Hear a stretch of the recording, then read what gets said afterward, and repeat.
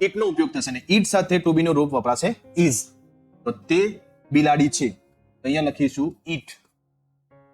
જ્યારે પ્રાણી કે વસ્તુ માટે તે બોલતા હોય ત્યારે ઇટ નો ઉપયોગ થાય.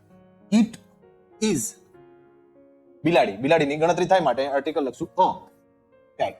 It is a cat. Okay. બીજું વાક્ય, ઇટ ઇઝ અ ડોગ. તે કૂતરો છે.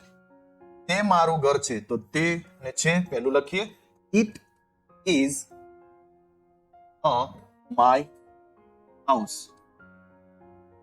તે લાલ છે, સૌથી પહેલા ઇટ અને ઇટ સાથે લખીશું ઇઝ.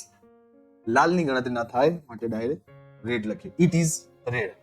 તે મોટો છે, ઇટ ઇઝ બિગ. ઓકે. તો આ થઈ ગયો ત્રીજા પુરુષ ઇટ નો ઉપયોગ. ઓકે.